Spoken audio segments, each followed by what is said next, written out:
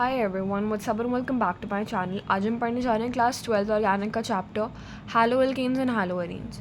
सबसे पहले इसमें कुछ टर्म्स है वो आपको पता होनी चाहिए, जैसे कि अल्काइल हैलाइड क्या होता है। अल्काइल पार्ट होगा और हैलोजन पार्ट होगा, डायरेक्टली अटैच्ड होंगे, जैसे कि CH3I कुछ इस तरीके से। फॉर एग्जाम्पल, ठीक है, अल्काइल हैलाइड क्या होगा, सी डबल बॉन्ड सी होगा, इसके साथ एक कार्बन है, उसके साथ हैलोजन जुड़ा हुआ होगा। बेंजाइल हैलाइड में क्या होगा, बेंजीन रिंग होगी, उससे कार्बन जुड़ा हुआ, फिर एक हैलोजन होगा। विनाइल हैलाइड में directly C double bond C के साथ हैलोजन जुड़ा हुआ होगा। एराइल हैलाइड में बेंजीन रिंग के साथ हैलोजन जुड़ा हुआ होगा। ठीक है, तो आई होप आपको ये समझ में आ गया होगा। नेक्स्ट अब हम बात करते हैं, अगर मेरे पास कोई भी अल्काइल हैलाइड है ना, और अगर मैं उसमें कोई भी इलेक्ट्रॉन रिच स्पीशीज़ डाल दूँ, जैसे कि OH माइनस, तो दो पॉसिबिलिटीज़ हो सकती हैं। क्या हो सकता है, एक तरीका ये हो सकता है कि हैलोजन चला जाए और उस जगह पे OH आ जाए। दूसरा हो सकता है कि जैसे जो आपके पास कार्बन के साथ हैलोजन जुड़ा हुआ है, इसको हमने अल्फ़ा कार्बन कहा, इसके साथ वाला कार्बन बीटा कार्बन है, तो बीटा कार्बन से जो H+ है उसका एक्सट्रैक्शन हो जाएगा बाय OH माइनस। तो दो पॉसिबिलिटीज़ बन गई, एक में डायरेक्टली न्यूक्लियोफिलिक सब्सटीट्यूशन हो रहा है, ठीक है, this one which is the attack by attack on the electrophilic centre, और एक हो रहा है बेसिक कैरेक्टर शो हो रहा है जहाँ पे H का एक्सट्रैक्शन हो रहा है बाय OH माइनस। तो इलेक्ट्रॉन स्पीशीज डालने पे ये दो आपके पास कैरेक्टर्स आते हैं, basic character and nucleophilic character. Next we have basicity versus nucleophilicity.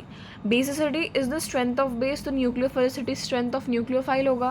Basicity एक thermodynamic process है, whereas nucleophilicity एक kinetic property है। thermodynamic property होने की वजह से जो basicity है वो stability पर depend करती है और inversely proportional होती है, ठीक है, काफ़ी काम आने वाला है ये। न्यूक्लियोफिलिसिटी काइनेटिक प्रॉपर्टी है, मतलब रेट पे डिपेंड हो रही होगी, तो डायरेक्टली प्रोपोर्शनल टू रेट होती है। अब एक एग्जाम्पल पर आ जाते हैं। आपके पास लेट्स से है फ्लोरो क्लोरो ब्रोमो और आइडो। तो फ्लोरो क्लोरो ब्रोमो और आइडो ना सेम ग्रुप को बिलोंग करते हैं, ठीक है, सेम ग्रुप को बिलोंग करते हैं। तो हमें पता है, अब देखो यहाँ पे कॉन्सेप्ट है क्या, कि stability is inversely proportional to electron density for the same group and is directly proportional to electronegativity for जो भी एटम्स अगर सेम पीरियड में। यहाँ पे ये सेम ग्रुप में है, तो हम stability inversely proportional to electron density देखेंगे, मतलब जिसकी इलेक्ट्रॉन डेंसिटी सबसे कम होगी वो सबसे ज़्यादा स्टेबल होगा, तो उस हिसाब से आपका ये ऑर्डर आएगा। और मैंने क्या बताया आपको पहले कि basicity is inversely proportional to stability, मतलब बेसिसिटी का जो भी ऑर्डर होगा जब आप उसका उल्टा कर दोगे तो आपको स्टेबिलिटी का ऑर्डर मिल जाएगा। तो अगर आप स्टेबिलिटी वाले ऑर्डर को उल्टा कर दोगे तो आपको बेसिसिटी का ऑर्डर मिल जाएगा। क्लियर हो गया इतना। अब देखो, सॉल्वेंट्स आपके पास दो टाइप के होते हैं, polar protic solvent and polar aprotic solvent. Polar protic solvents वो होते हैं जिसमें डोनर एटम होता है, जैसे वाटर, ठीक है, और पोलर अप्रोटेक्ट में ऐसा नहीं होगा, जैसे कि एसीटोन, ठीक है। तो देखो, पोलर प्रोटेक्ट सॉल्वेंट्स के केस के अंदर न्यूक्लियोफिलिसिटी और बेसिसिटी का जो ऑर्डर होता है वो ऑपोजिट होता है, reason being solvation, effective solvation, ठीक है। और पोलर अप्रोटेक्ट के केस में बेसिसिटी और न्यूक्लियोफिलिसिटी दोनों का ऑर्डर सेम होता है, क्योंकि उसमें सॉल्वेशन नहीं होती, ठीक है। अब हम आते हैं हमारे नेक्स्ट टॉपिक पर, which is SN reaction in alkyl halide. SN reaction in alkyl halide का क्या मतलब है, देखो, एसएन का मतलब होता है substitution and N is nucleophilic, alkyl halide मतलब RX, ठीक है। तो सिंस हम सब्सटीट्यूशन न्यूक्लियोफिलिक की बात करें तो हम न्यूक्लियोफाइल पर ध्यान देंगे, उस फैक्टर पर ध्यान देंगे। अब देखो, जैसे आपके पास कोई अल्काइल हैलाइड और अगर न्यूक्लियोफाइल उसके पास आया अटैक करने के लिए, तो हमें पता है कि हैलोजन पार्ट हटेगा और न्यूक्लियोफाइल आ जाएगा। अब देखो, एसएन रिएक्शन जो होता है ना, उसके दो मैकेनिज्म होते हैं, एक होता है SN1 और एक होता है SN2। हम दोनों के मैकेनिज्म को समझते हैं पहले, फिर इस पर रिलेटेड जो भी जो प्रॉपर्टीज़ होती है ना जो हमें पता होनी चाहिए उस पर जाएंगे। देखो, टाइप 1 की बात करते हैं। आपके पास कोई भी अल्काइल हैलाइड है, हाइड्रोजन के ऊपर del- चार्ज होता है, कार्बन के ऊपर del+ चार्ज होगा। न्यूक्लियोफाइल ने अगर इस कार्बन पे 180 डिग्री पर अटैक करा, किस बॉन्ड पे अटैक करा, कार्बन हैलोजन वाले बॉन्ड जो है उसके 180 डिग्री पे न्यूक्लियोफाइल ने अटैक करा, ठीक है। तो आपके पास हाइड्रोजन की जगह पे न्यूक्लियोफाइल आ गया और 180 डिग्री था तो हमने पीछे दिखाया और हाइड्रोजन पार्ट अलग हो गया। अब ये कंसर्टेड स्टेप है। कंसर्टेड स्टेप होने का मतलब कि एक ही स्टेप में लॉट इज हैपनिंग, कि एक ही स्टेप में ये यहाँ पर आया, ट्रांजिशन स्टेट देखो, ये यहाँ पर आया, न्यूक्लियोफाइल जुड़ा, sp2 हाइब्रिडाइजेशन होगी और फिर ये हाइड्रोजन पार्ट चला जाएगा, तो इस तरीके का आपका प्रोडक्ट आ जाएगा। अब टाइप टू की कंडीशन देखो। सबसे पहले यहाँ पे न्यूक्लियोफाइल कैसा है, वीक है। सब्सटीट्यूएंट यहाँ पे अल्काइल हैलाइड में बल्की होंगे, ठीक है, दोनों केस समझ में आ गया कि न्यूक्लियोफाइल वीक होना चाहिए और बल्कि सब्स्टिट्यूएंट होना चाहिए। ठीक है, और सॉल्वेंट कैसा है, सॉल्वेंट प्रोटिक सॉल्वेंट है। ठीक है, और यहाँ पे बल्कि सब्स्टिट्यूएंट्स हैं। स्टेप 1 में क्या होता है, बेसिकली हाइड्रोजन पार्ट हट जाएगा और कार्बोकेटायन बन जाएगा। Having hybridisation sp2, hydrogen part अलग हो गया। अब ये जो आपका था कार्बोकेटायन, इसके ऊपर न्यूक्लियोफाइल ने अटैक करा, तो प्लस माइनस में पता है बॉन्ड बनाते हैं। अब यहाँ पे दो पॉसिबिलिटी है, न्यूक्लियोफाइल अबव द प्लेन और डाउन द प्लेन, दोनों तरीके से अटैक कर सकता है। तो आपको मुझे लगता है ये चीज़ समझ में आ गई होगी। अब इसलिए जो प्रॉपर्टीज़ है ना, हम उस पर आ जाते हैं। अब देखो टाइप 1 में हमने क्या देखा, सबसे पहली बात तो एलिमेंट्री रिएक्शन है, एक स्टेप में हो रहा था, हमने देखा था ना, जिसमें 180 डिग्री पर अटैक हो रहा था। As attack of nucleophile and departure of hydrogen occur in the same step, है ना। मैंने कहा था ना कंसर्टेड है, वो वाला पॉइंट अगर आपको याद आ रहा हो तो। ठीक है, जब आप इसकी रेट लॉ की इक्वेशन लिखोगे, वहाँ से आपको इसकी ऑर्डर मॉलिक्युलरिटी 2 मिलेगी। ठीक है, यहाँ से ये SN2 आया, which is substitution nucleophilic biomolecular reaction. ठीक है, ये सिंगल स्टीरियो, मतलब इसमें एक सिंगल स्टीरियो आइसोमर बनेगा। सिंगल स्टीरियो आइसोमर का मतलब हमने सिंपली देखा, हाइड्रोजन गया, यहाँ पे न्यूक्लियोफाइल आया, तो सिंगल स्टीरियो आइसोमर बन रहा है, एक ही प्रोडक्ट बन रहा है। ठीक है, इसको हम वेल्डन इन्वर्जन या फिर इनवर्जन इन कॉन्फिगरेशन भी कहते हैं। ठीक है, टाइप 2 पर आते हैं। टाइप 2 एक कॉम्प्लेक्स रिएक्शन है, क्योंकि 2 स्टेप्स में हो रही थी। ठीक, अब आपने यहाँ पर देखा था कि जो हाइड्रोजन होता है वो चला जाता है और कार्बोकेटायन बनता है। वो एनर्जी कहाँ से आती है, वो एनर्जी आती है सॉल्वेशन की वजह से। ठीक है, आप इसमें जब रेट डिटरमाइनिंग स्टेप लिखोगे तो ऑर्डर 1 आएगा, और ओवरऑल मॉलिक्युलरिटी कॉम्प्लेक्स रिएक्शन में डिटरमाइन नहीं होती है। मैंने आपको बताया था केमिकल काइनेटिक्स के लेक्चर में, अगर आपने देखा हो, नहीं देखा है तो मैं उसका लिंक कमेंट सेक्शन में दे दूँगी। ठीक है, वहाँ से आया है SN1 reaction, which is substitution nucleophilic unimolecular. ठीक है, अब यहाँ पे 2 स्टीरियो आइसोमर बनेंगे, क्यों? क्योंकि जब यहाँ पे कार्बोकेटायन बना तो यहाँ पे अबव द प्लेन और डाउन द प्लेन दोनों तरीके से अटैक हो सकता है। ठीक है, आई डू होप आपको ये समझ में आ गया होगा। अब देखो रिएक्टिविटी टुवर्ड्स SN रिएक्शन। अब SN1 और SN2 के लिए रिएक्टिविटी का जो ऑर्डर होता है वो क्वेश्चन में आता है, एज अ क्वेश्चन आता है, तो हम उस पर क्या फैक्टर पे डिपेंड करता है वो देखते हैं। अब जैसे कि सबसे पहले we have is SN1 reactivity. SN1 reactivity में हमने क्या देखा था, कार्बोकेटायन बन रहा था, याद आ रहा है। ठीक है, 2 स्टीरियो आइसोमर बन रहे होते थे, above the plane down the plane attack हो सकता है उसमें। तो यहाँ पे रिएक्टिविटी कार्बोकेटायन की स्टेबिलिटी पे डिपेंड कर रहा है और leaving ability of the hydrogen पे भी डिपेंड कर रहा है। लीविंग एबिलिटी का ऑर्डर होता है आयोडो, ब्रोमो, क्लोरो, फ्लोरो। ठीक है, इसको ध्यान रखेंगे। अब जैसे कि अगर मैं एग्जाम्पल नंबर 2 लूँ, फर्स्ट आपका होमवर्क है, क्योंकि इसमें दिमाग लगाओगे इसलिए, और आंसर तुम्हारे सामने लिखा हुआ है। देखो यहाँ पर तुम्हारे पास एक अल्काइल हैलाइड है, 2 अल्काइल हैलाइड है, यहाँ पे क्लोरो है, यहाँ पे ब्रोमो है। अब मुझे क्या करना है, leaving ability of the hydrogen देख सकती हूँ मैं। आयोडो पहले जाएगा, क्लोरो बाद में जाएगा, तो ये वाला ज़्यादा स्टेबल हो जाएगा as compare to this one. ठीक है, फिर आते हैं SN2 रिएक्टिविटी के ऊपर। SN2 रिएक्टिविटी किस पर डिपेंड करती है, inversely proportional to steric hindrance. Steric hindrance मतलब कि ज़्यादा, लाइक अगर कोई कार्बन है तो यहाँ पे अगर बल्कियर ग्रुप्स होंगे तो इसमें स्टेरिक हिंड्रेंस ज़्यादा होगी, तो जितनी कम स्टेरिक हिंड्रेंस होगी ना उतना SN2 के लिए फेवर्ड होगा, क्योंकि स्टेरिक हिंड्रेंस कहाँ आ रही थी, SN1 में, क्योंकि वहाँ पे बल्कि सब्स्टिट्यूएंट्स थे। ठीक है, अब जैसे अगर मैं ये वाला एग्जाम्पल ले लूँ, ये अल्फ़ा कार्बन है, यहाँ पे ये अल्फ़ा कार्बन है, यहाँ से हाइड्रोजन ब्रोमो हटाया, अगर ऐसे हम देखें, ठीक है, तो यहाँ पे स्टेरिक हिंड्रेंस देखनी है। अल्फ़ा कार्बन के पास 2 बल्कि ग्रुप्स है, वेरस यहाँ पे सिर्फ एक ही है ना, मतलब ब्रोमीन हटाने की भी ज़रूरत नहीं है। अल्फ़ा कार्बन देखो, यहाँ पे एक बल्कि ग्रुप है, वेरस यहाँ 2 बल्कि ग्रुप्स हैं, और SN2 के लिए हमें पता है बल्कि ग्रुप्स कम होने चाहिए ना, तो P ज़्यादा स्टेबल हो जाएगा। नेक्स्ट आता है लीविंग एबिलिटी। यहाँ पे भी लीविंग एबिलिटी का ऑर्डर तो वही रहेगा, आयोडो, ब्रोमो, क्लोरो, फ्लोरो, वही ऑर्डर यहाँ पे रहेगा, तो आयोडीन पहले जाएगा, तो ये ज़्यादा स्टेबल हो जाएगा एज़ कम्पेयर टू दिस। फिर आता है magnitude of del plus on alpha का। देखो इसको भी ना हम एक एग्जाम्पल से समझते हैं। जैसे कि आपके पास ये है अल्काइल हैलाइड है सिंपली, और ये क्या है, यहाँ पे CH2 के साथ NO2 जुड़ा हुआ है। यहाँ पे जब आपको स्टेबिलिटी कंपेयर करनी होगी ना, तो आप देखो कि अगर कोई भी आपके पास जो अल्फ़ा कार्बन है, अगर अल्फ़ा कार्बन के साथ कोई भी डोनेटिंग ग्रुप जुड़ा हुआ है, तो उसमें डेल प्लस का चार्ज तो बढ़ जाएगा अल्फ़ा कार्बन के ऊपर, तो वो ज़्यादा स्टेबल हो जाएगा। इस वजह से यहाँ पे Q ज़्यादा स्टेबल है एज़ कम्पेयर टू P। अब देखो SN1 और SN2 के बारे में अगर हम बात करें, तो SN1 और SN2 रिएक्शंस में अगर हम सॉल्वेंट और न्यूक्लियोफाइल के बारे में बात करें, तो SN1 में सॉल्वेंट कैसा चाहिए होता है, प्रोटिक। SN2 में कैसा चाहिए होता है, अप्रोटिक। न्यूक्लियोफाइल कैसा होना चाहिए, वीक। SN2 में स्ट्रॉन्गर न्यूक्लियोफाइल इज फेवर्ड। ठीक है, तो आई होप आपको समझ में आ गया होगा।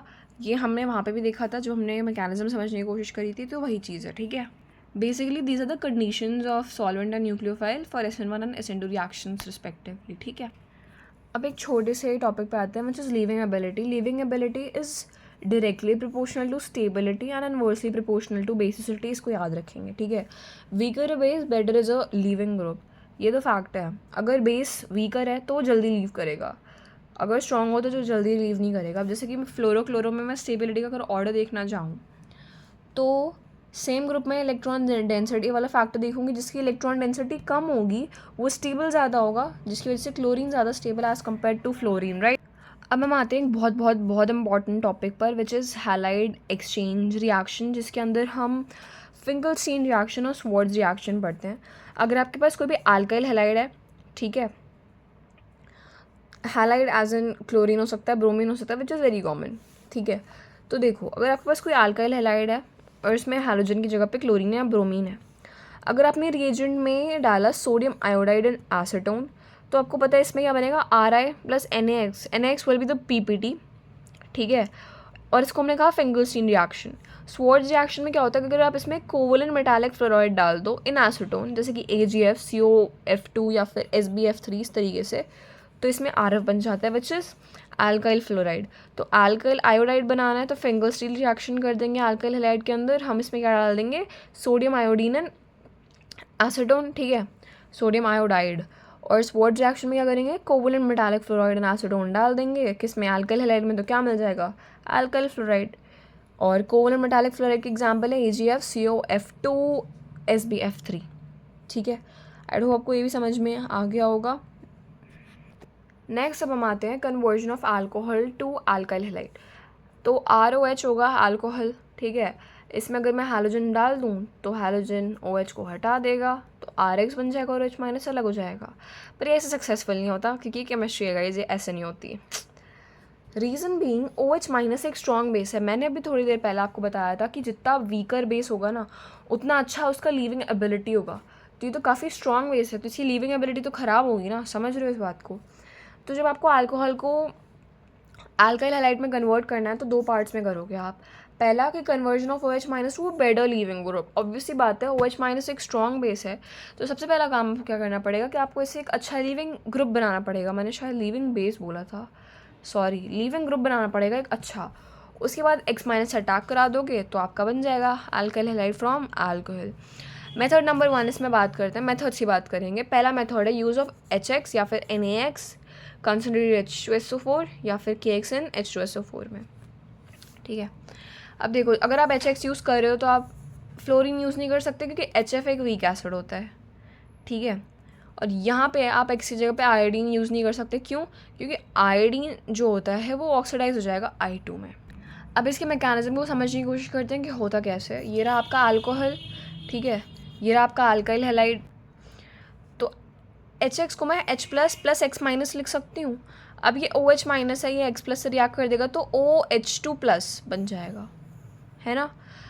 यहाँ से जब पानी लीव कर जाएगा तो R प्लस बनेगा, इसमें इस X माइनस को करा दो, तुम ऐड करा दो तो तुम्हारा RX बन जाएगा। समझ रहे हो क्या हुआ, ROH था, HX को आप H plus plus X minus लिख सकते हो। अब OH माइनस ने H प्लस को ले लिया तो ये H2O प्लस बन जाएगा। इसमें इसको क्या करा दो, रिमूव कर दो वाटर, तो R प्लस बनेगा। R प्लस में X माइनस डाल दोगे तो RX बन जाएगा। समझ रहे हो इस बात को। अब इसी कन्वर्जन में जो सेकंड मेथड होता है वो होता है use of SOCl2 which is thionyl chloride. इसमें क्या होता है, इसमें मैकेनिज्म इतना समझने की ज़रूरत नहीं है, बट द थिंग इज़, सबसे पहली बात तो इसको हम SNI रिएक्शन भी कहते हैं। ठीक है, इसमें 100% रिटेंशन होता है विच इज़ द स्टीरियोकेमिस्ट्री। इसमें बनता क्या है, इसमें बनता है RCl plus SO2 plus HCl। ठीक है, but still let's go with the mechanism. देखो, आपके पास अल्कोहल है, उसने किससे रिएक्ट करा, S double bond O Cl से। ठीक है, तो इसके पास लोन पेयर्स है, उससे सल्फ़र पे अटैक होगा। अब जब सल्फ़र पे अटैक होगा तो उसका ये वाला बॉन्ड ब्रेक हो जाएगा। ठीक है, अब जब ये अटैक हुआ तो आपके पास कुछ इस टाइप का इंटरमीडिएट बनेगा। O का तो एक बॉन्ड टूट गया, चार्ज इसमें माइनस का है, ठीक है, और इसके लोन पेयर ने इस पर अटैक कर दिया। इसमें से अब अगर आप HCl हटा दो, जब आप H+ हटाओगे तो H+ हटाओगे माइनस का चार्ज आएगा, इस पर नेट चार्ज हो गया बैलेंस। ठीक है, यहाँ पे क्लोरीन हटाओगे तो क्या होगा, मतलब कहीं से भी हटा लो, यहाँ से अगर आपने हटा दिया तो इस पर प्लस चार्ज आया, इस पर डबल बॉन्ड S आ गया, मतलब S डबल बॉन्ड O आ गया ये, और Cl एज इट इज़, मतलब कहीं से भी हटा लो, यहाँ से यहाँ से। ठीक है, अब यहाँ से आप SO2 हटा दो तो आपके पास RCl आ जाएगा, सिंपल। तो RCl plus SO2 plus HCl। ठीक है, SOCl2 थायनाइल क्लोराइड होता है, इंपॉर्टेंट है इसलिए बता रही हूँ वापस से। SNI रिएक्शन भी कहते हैं। 100% रिटेंशन इज द स्टीरियोकेमिस्ट्री। ठीक है, इसमें मेथड नंबर 3 भी आता है। मेथड नंबर 3 क्या है, आपके पास अल्कोहल था, आपने P+X2 डाला, या फिर आप PX3 डाल लो, PX5 डाल लो, तो आपको RX मिल जाएगा। एंड रिस्पेक्टिवली साइड प्रोडक्ट्स क्या हो जाएंगे, H3PO3 एंड POX3।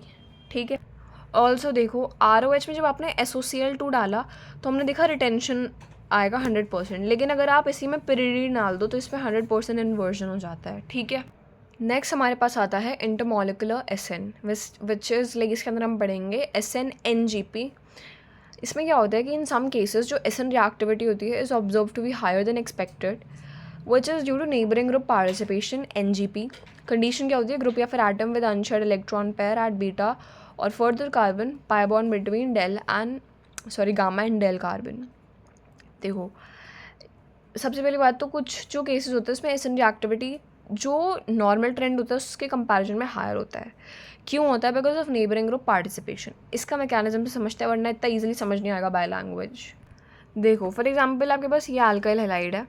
ठीक है, क्या हो सकता है, देखो इस सल्फर के पास लोन पेयर है तो वो यहाँ वाले कार्बन पे अटैक करेगा, कंडीशन भी कि ब्रोमीन हट जाएगा, तो ब्रोमीन हटेगा, सल्फर यहाँ पे आ जाएगा।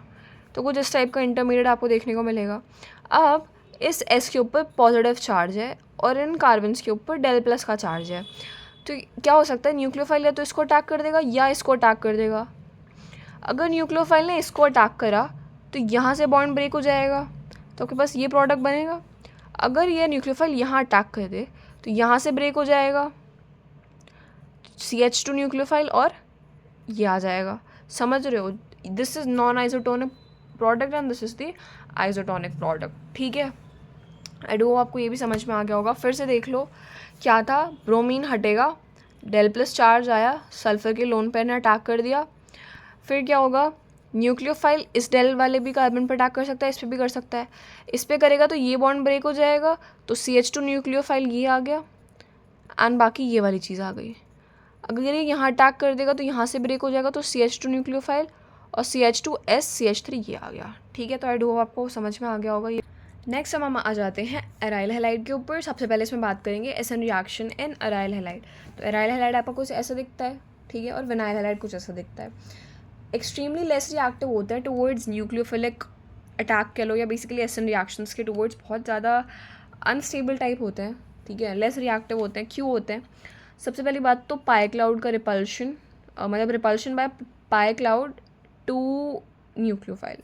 अब आप एराइल हैलाइड में देख सकते हो पाई बॉन्ड्स आ रहे हैं, है ना, रिपल्शन हो रहा होगा, न्यूक्लियोफाइल जब अटैक करेगा इसमें जो कार्बन हैलोजन बॉन्ड होता है एराइल हैलाइड और विनाइल हैलाइड में, वो नॉर्मल कार्बन हैलोजन बॉन्ड से ज़्यादा स्टेबल होता है और ज़्यादा स्ट्रॉन्गर भी होता है।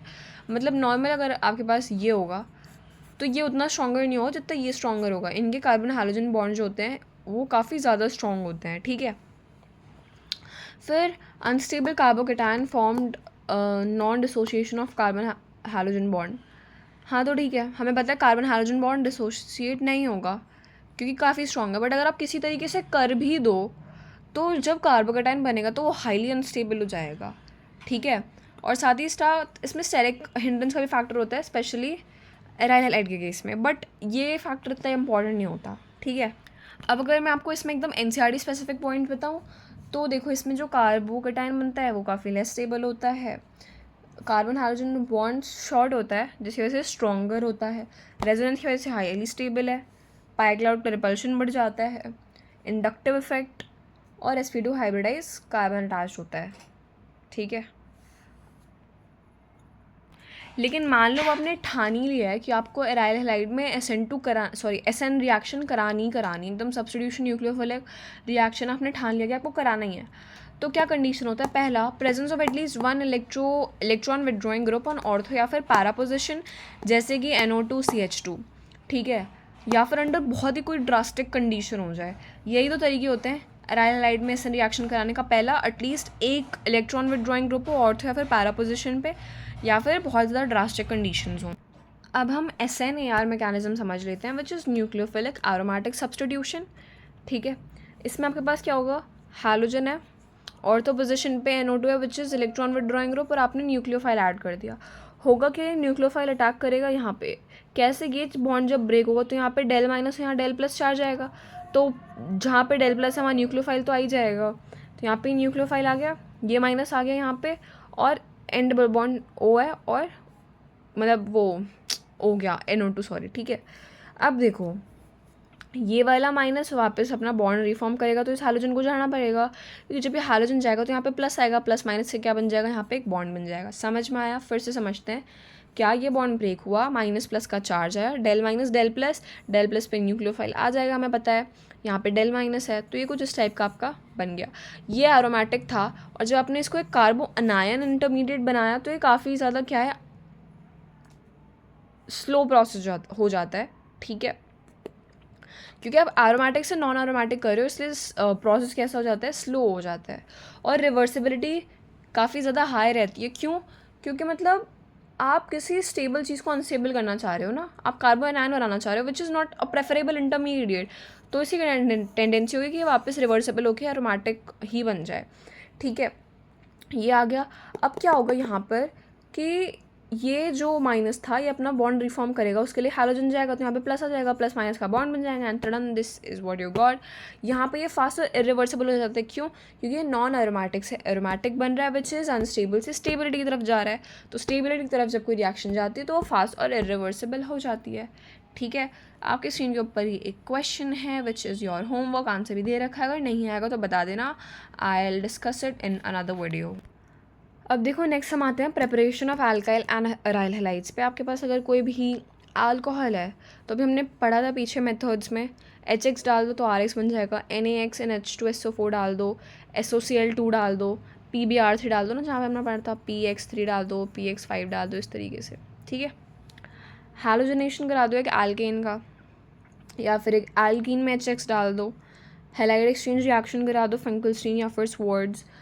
फिर अब ये जो रिएक्शन आप यहाँ पे देख रहे हो ना, ये मतलब बहुत इंपॉर्टेंट है, सीरीज ऑफ रिएक्शन जो आप यहाँ पे देख रहे हो, बिकॉज इसमें ये वाला जो पर्टिकुलर पार्ट है ना, दिस पार्ट, ये तो मतलब ऑर्गेनिक में बहुत ज़्यादा काम आने वाला है, कन्वर्जन्स में स्पेसिफिकली, जो कि आपके बोर्ड एग्ज़ाम में या इवन मेंस वगैरह में भी आता है। आपके पास एक बेंजीन था, उसमें आपने कंसनट्रेटेड HNO3 डाला, तो बेंजीन के ऊपर NO2 आ जाएगा। अब जब आपने इसमें SnHCl डाला, तो ये नाइट्रोबेंजीन से एनिलीन बन जाएगा, जहाँ पे आपके पास ये NH2 आ गया, ठीक है। अब अगर आप इसमें HNO2 एट लो टेम्परेचर, या फिर आप अगर NaNO2 plus HCl at low temperature डालो, ठीक है, तो एक प्रोसेस होता है, उसको हम कहते हैं डायाजोटाइजेशन। डायाजोटाइजेशन आपने कराया किसका, एनिलीन का, तो आपके पास बनता है BDS which is benzene diazonium salt. यहाँ पे क्या होता है, आपके पास बेंजीन के ऊपर N2 प्लस Cl माइनस बन जाता है। अब इसमें आप फर्दर काफ़ी सारी रिएक्शंस करा सकते हो, वो हम देख लेते हैं। देखो आपके पास ये था बेंजीन डाइजोनियम सॉल्ट, या तो अगर आप इसमें COX इन HX डाल दो, जहाँ पे आपका X क्या हो सकता है, हाइड्रोजन, क्लोरो, ब्रोमो, या फिर CN साइनो ग्रुप, तो आपके पास PHX बनेगा। Cu2X2 डालोगे तभी भी यही बनेगा, ठीक है। ये था सैंडमेयर रिएक्शन ऊपर वाला, ठीक है। और साथ ही साथ मैं आपको एक बात बता दूं कि ये पार्ट जो होता है N2 प्लस Cl माइनस, ये काफ़ी अच्छा लीविंग ग्रुप होता है। फिर अगर आप इसमें CuNHX डाल दो, अगेन PHX बन जाएगा, क्लोरोब्रोमो होना चाहिए, हैलोजन पार्ट, कंडीशन अप्लाइड। इसे हमने कहा गैटरमैन रिएक्शन। भाई ये रिएक्शन का नाम देखिए, कुछ भी ना ऐसे आ सकता है MCQ में, थोड़ा देख लेना इसको अच्छे से। पोटेशियम आयोडाइड डाल दो, इसी जगह पे आयोडीन आ जाएगा। HbF4 डाल दो तो बाल-शीमन रिएक्शन हो जाएगा, इसके अंदर इसी जगह पे फ्लोरीन आ जाएगा, ठीक है। नेक्स्ट आते हैं बोरोडिन हंस डीकर रिएक्शन के ऊपर। इसमें क्या होता है, आपके पास silver salt of carboxylic acid होता है, आप देख सकते हो यहाँ पे H की जगह पे Ag है। इसमें अगर आप X2NCCl4 डाल दो और हीट कर दो तो आपके पास RX मिल जाएगा, CO2 अलग हो जाएगा और AgX आ जाएगा आपके पास, ठीक है। हाइड्रोजन क्या हो सकता है, क्लोरीन और ब्रोमीन हो सकता है, फाइन। नेक्स्ट हम इसमें बात करते हैं रिएक्शंस विद मेटल। जैसे अगर आपके पास RX है, इसमें आप सोडियम ईथर डाल दो तो इसमें RR बन जाता है, this is Wurtz reaction. 2PHX में सोडियम में ईथर डाल दो, PH बन जाएगा, इट इज़ फेटिक रिएक्शन। 2PHI में आप कॉपर डाल दो तो PH मिल जाएगा, विच इज़ उल्मन्स रिएक्शन। मतलब यार ये तो देखो लर्न करने वाला चीज़ है, इसमें मैं क्या बताऊँ आपको। RX इन Mg ईथर डाल दो, RMgX बन जाएगा, विच इज़ ग्रिग्नार्ड रीजन। भाई बहुत इंपॉर्टेंट है ग्रिग्नार्ड रीजन, बहुत ज़्यादा, ठीक है। फिर PHX में आप Mg ईथर डाल दो तो PH MgX बन जाएगा, PHX प्लस RX में सोडियम ईथर डाल दो, PHR बन जाएगा, which is Wurtz Fittig reaction. तो भाई ये तो काफ़ी इंपॉर्टेंट है, MCQ में बहुत ही ज़्यादा क्वेश्चन आते हैं इसके ऊपर, तो ये तो अच्छे से एकदम लर्न करके जाना, स्टिकी नोट पे लिख लो, अपने टेबल के सामने चिपका दो, ठीक है। फिर हम आते हैं एम्बिडियंट न्यूक्लियोफाइल पर। Nucleophile with multiple donor atoms. तो एम्बिडियंट न्यूक्लियोफाइल क्या होता है, nucleophile with multiple donor atoms. अब देखो इसमें हमें एक तो पढ़ना होता है लाइक सायोनो ग्रुप के लिए, और दूसरा भी देखते हैं। लाइक देखो इसमें मैं क्या बताऊँ आपको, जैसे अगर RX है आपके पास, अगर आपने इसमें KCN डाला तो आपके पास इसमें बनता है RCN, ठीक है। वहीं अगर आप इसमें AgCN डाल दोगे तो इसमें बन जाएगा RNC। ये है साइनाइड, ये है आइसोसाइनाइड, ठीक है। जो KCN होता है ना ये आयोनिक है, तो इसमें जब CC बॉन्ड बनता है तो वो काफ़ी ज़्यादा स्टेबल होता है। वेरेज AgCN में क्या होता है, कोवलेंट बॉन्डिंग होती है, जिसकी वजह से इसमें RNC का फॉर्मेशन ज़्यादा स्टेबल होता है, ठीक है। ऐसे ही सेम रीज़न की वजह से जब आप KNO डालते हो तो RONO रोनो बन जाता है। KNO2 क्या है, आयनिक है, तो इसमें इस तरीके से ज़्यादा स्टेबल प्रेफरेंस होगी रिएक्शन की। वेरेज AgNO3NO2 क्या है, कोवलेंट है, तो इसमें RNO2 बन जाता है, ठीक है। That's all for this video. I hope आपको समझ में आ गया होगा। कोई भी डाउट है तो आप कमेंट सेक्शन में पूछ सकते हो, ठीक है। पॉली हाइड्रोजन कंपाउंड वाला part I would suggest if you read from NCERT। बाकी अगर आपके पास कोई भी डाउट है आप पूछ सकते हो कमेंट सेक्शन में। कुछ और चैप्टर चाहिए तो आप बता सकते हो। And thank you all for watching. If you guys are watching the channel for the first time make sure to subscribe and या पढ़ते रहो एंड टेक केयर।